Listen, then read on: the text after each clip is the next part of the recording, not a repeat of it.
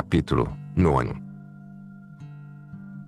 Trata por que meios começou o Senhor a despertar a sua alma e a iluminá-la em tão grandes trevas e a fortalecer a sua virtude para não o ofender. Andava pois já minha alma cansada e, embora quisesse, não a deixavam descansar os ruins costumes que tinha. Aconteceu-me que, entrando eu um dia no oratório, vi uma imagem, que para ali trouxeram a guardar, tinham-na ido buscar para certa festa que se fazia na casa.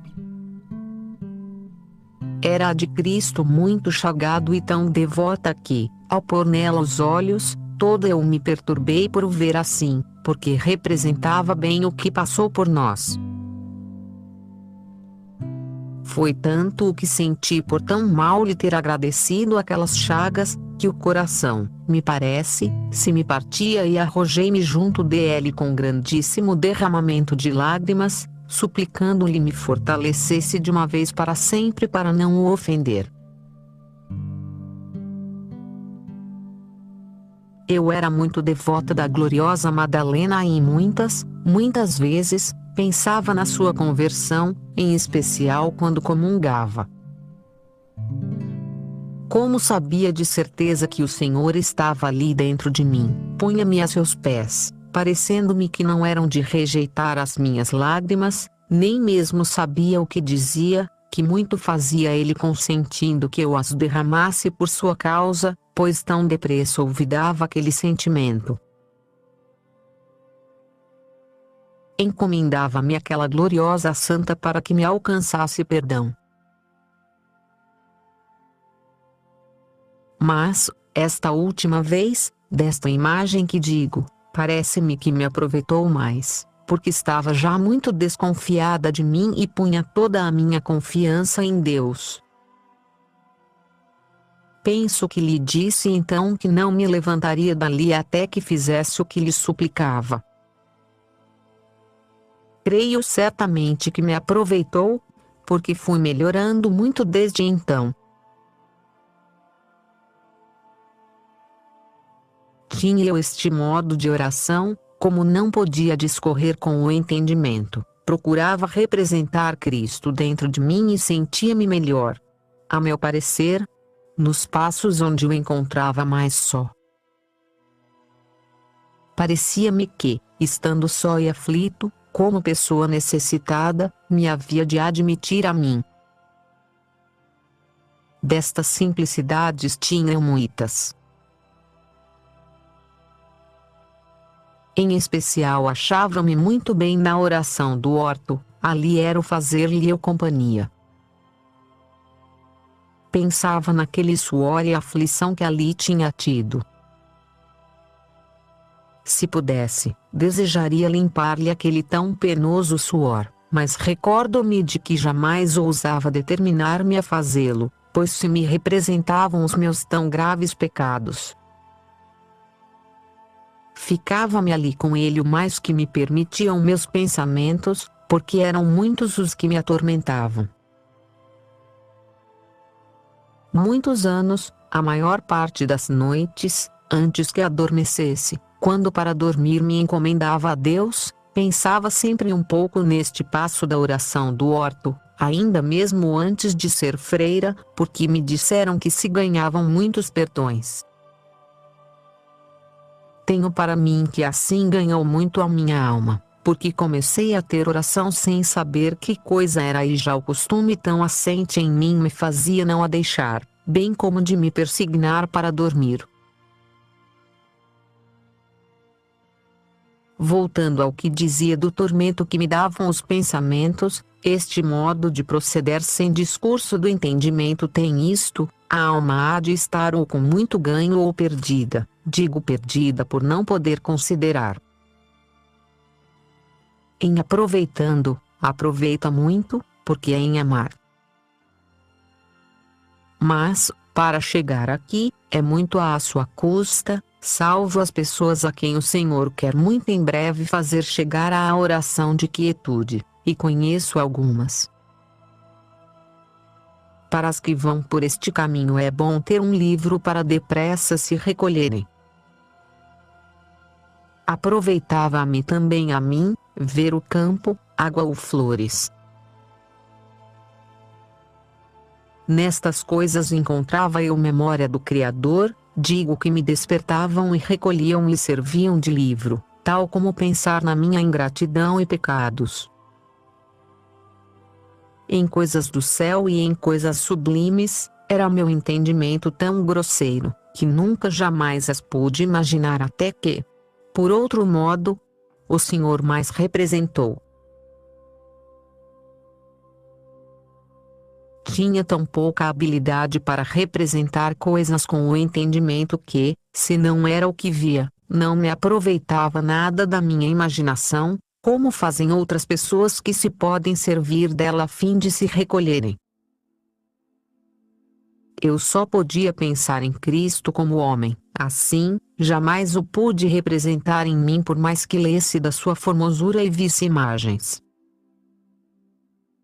Era eu como quem está cego ou às escuras que, embora falando com uma pessoa e sentindo que está com ela, porque sabe de certeza que está ali, digo que percebe e creio que está ali, não a vê.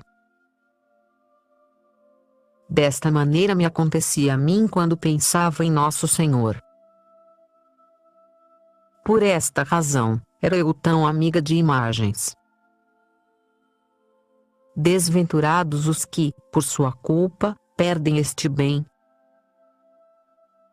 Até parece que não amam o Senhor, porque, se o amassem, folgariam de ver seu retrato, tal como nos dá contentamento ver o de uma pessoa a quem se quer bem. Por este tempo, deram-me as confissões de Santo Agostinho. Parece que o Senhor assim ordenou, porque eu não as procurei nem nunca as tinha visto. Sou muito afeiçoada a Santo Agostinho, porque o mosteiro onde estive de secular era da sua ordem, e também por ter sido pecador. Nos santos que, depois de o terem sido, o Senhor voltou para si, achava eu muito consolo, parecendo-me que neles havia de encontrar ajuda, e assim como o Senhor lhes havia perdoado, podia fazer a mim.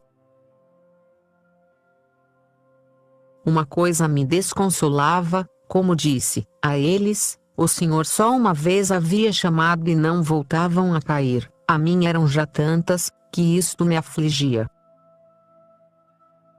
Mas pensando no amor que me tinha, tornava a animar-me, pois da sua misericórdia jamais desconfiei, de mim, muitas vezes. Oh, valha-me Deus, como me espanta a dureza da minha alma, apesar de ter tido tantas ajudas de Deus. Faz-me andar temerosa ao ver o pouco que eu podia e quão atada me via para não me determinar a dar-me de todo a Deus. Quando comecei a ler as confissões,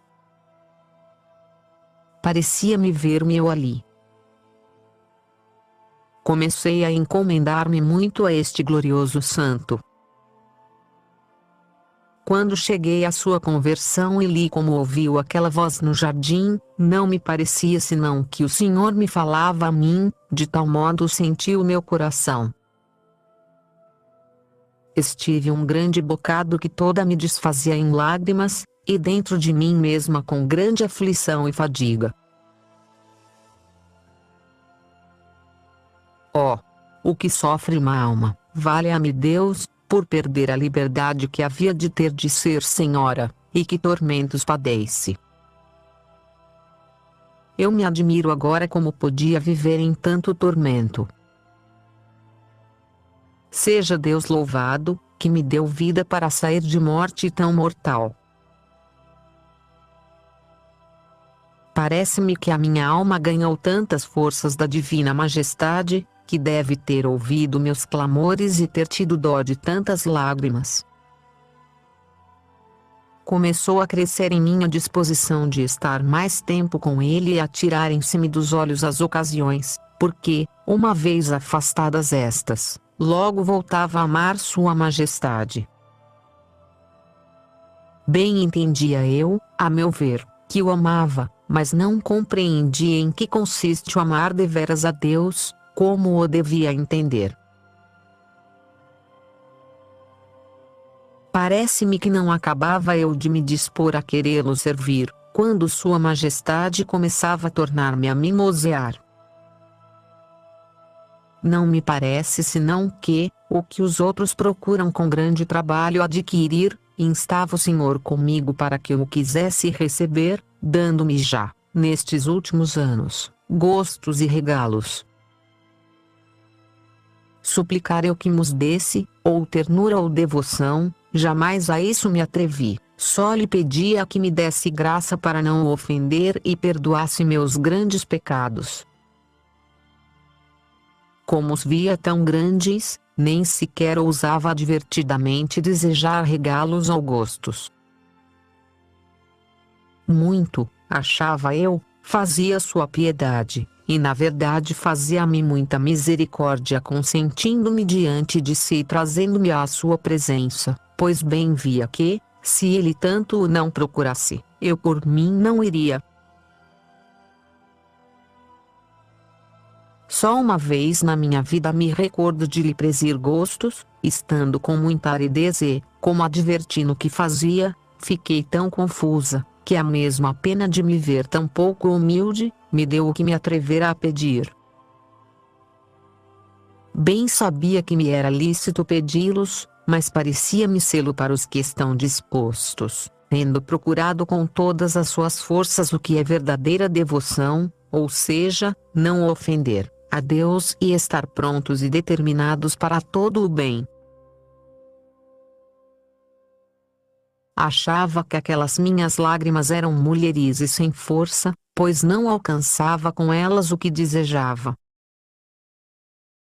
Contudo, creio que me valeram, porque, como digo, em especial depois destas 2 vezes de tão grande compunção, lágrimas e dor de meu coração, comecei a dar-me mais à oração e a tratar menos de coisas que me fizessem mal, ainda que não as deixasse de todo. Mas, como digo, foi-me ajudando Deus a desviar-me delas. Como Sua Majestade não estava à espera senão de alguma disposição em mim, foram crescendo as mercês espirituais da maneira que direi. Coisa não habitual é dá-las o Senhor, senão aos que estão em mais pureza de consciência.